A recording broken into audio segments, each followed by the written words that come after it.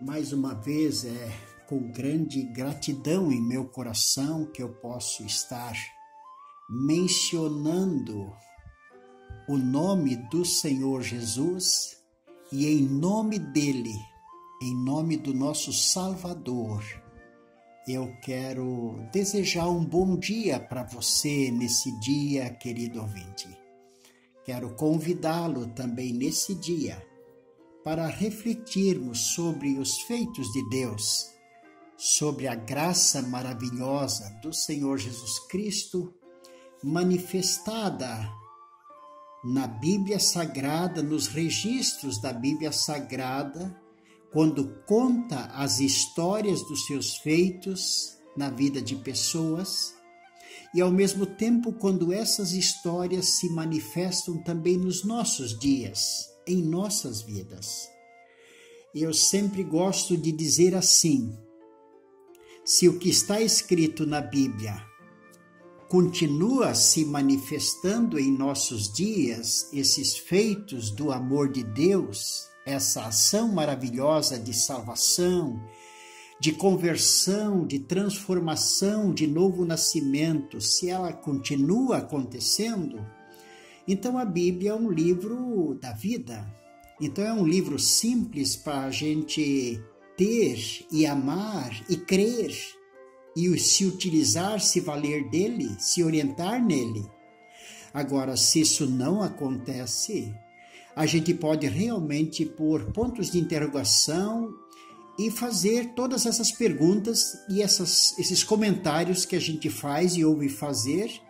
Que papel realmente aceita tudo? E tem muitas histórias escritas das quais a gente não sabe o que dizer delas, se elas são verdade ou não. Mas a Bíblia não é assim. A Bíblia realmente pode ser conferida, pode ser experienciada, pode ser experimentada, e isto é maravilhoso. Nessa manhã quero convidar você para refletir só um pequeno momento sobre a vida de um homem chamado, no passado, antes desse encontro com Cristo, de Saulo de Tarso. Em Atos 9, a gente tem o registro do encontro deste homem, que era, na verdade, um homem cheio de autoridade, um homem cheio de poder, de mando, um homem que podia e realmente fazia. Ele perseguia quem cria em Jesus, ele odiava quem cria em Jesus, e ele chegou no ponto de matar essas pessoas, de perseguir para exterminar a ideia de crentes, exterminar os próprios crentes. E este homem que teve esse encontro com Cristo, recebeu ali um milagre no seu coração, e passou a ser chamado depois de apóstolo Paulo. E de perseguidor passou a ser perseguido, e de odiador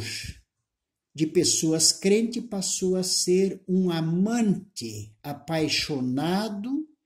ao ponto de viver para que pessoas tivessem a experiência da fé em Cristo, e não só viver para isso e por isso, mas até mesmo morrer,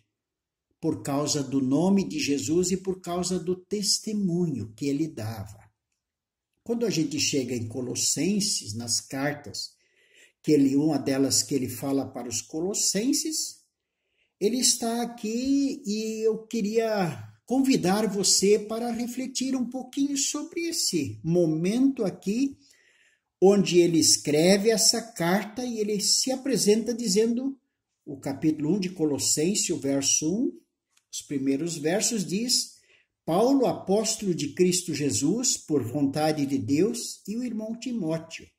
aos santos e fiéis irmãos em Cristo que se encontram em Colossos,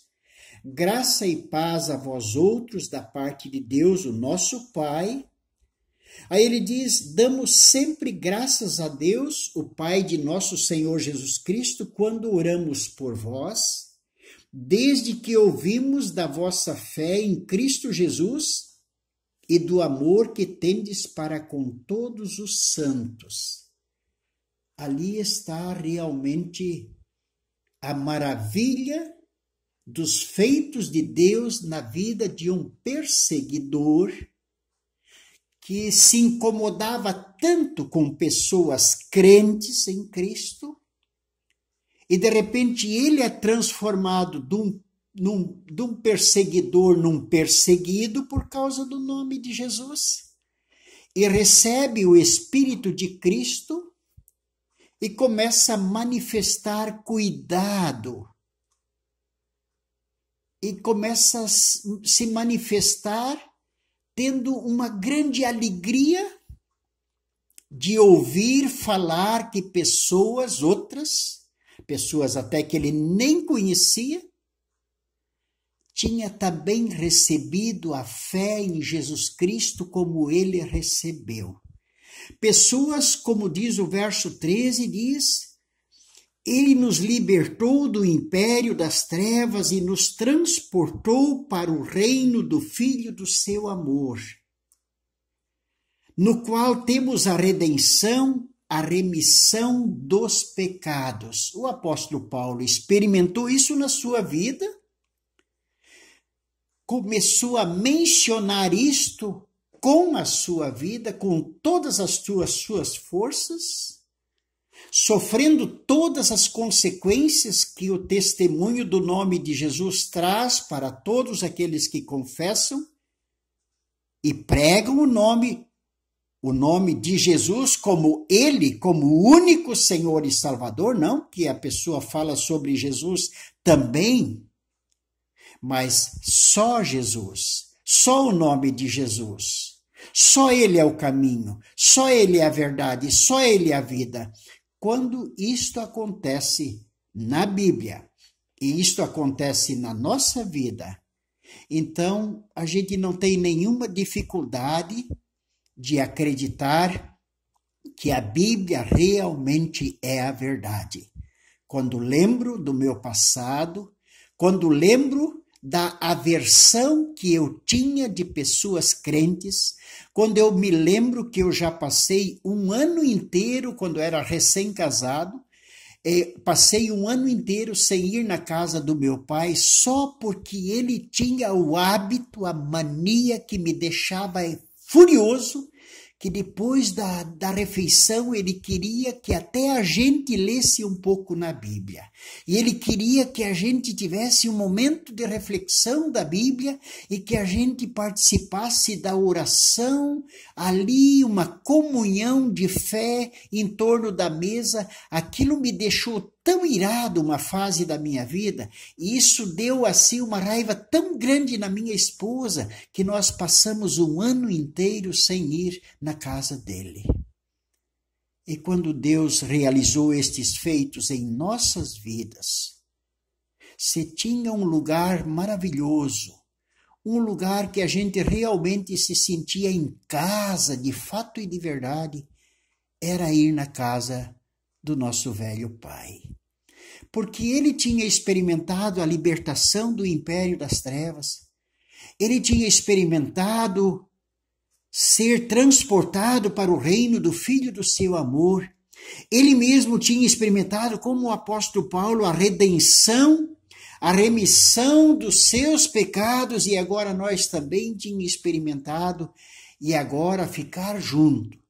e saber de notícias de pessoas que tinham experimentado isto era de grande interesse e alegria para as nossas almas. Eu quero revelar um segredinho para você, querido ouvinte. Se a salvação de pessoas não for um banquete na sua alma,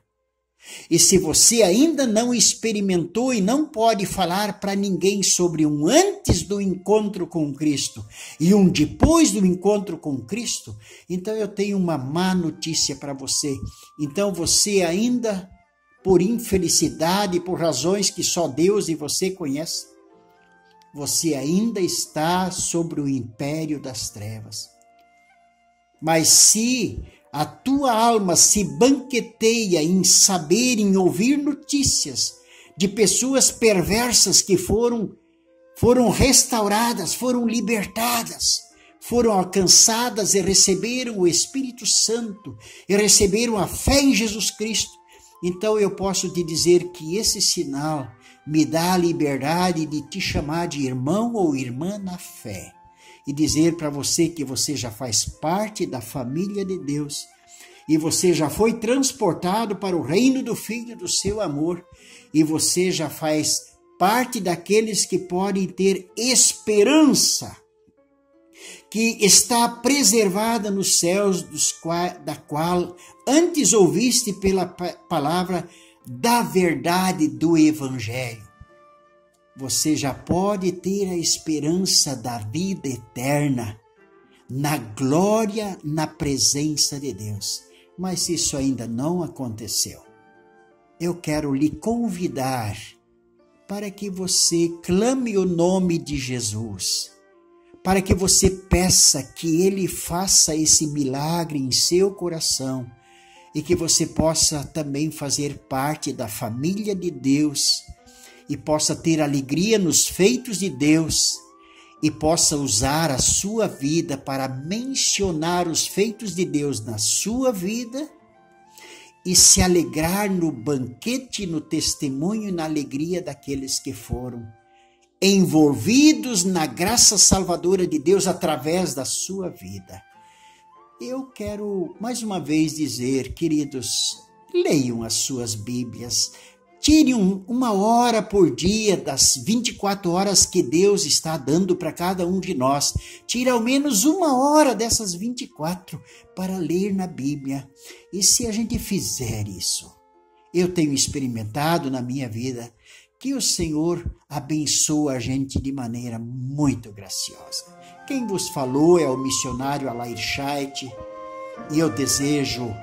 Deus abençoe você.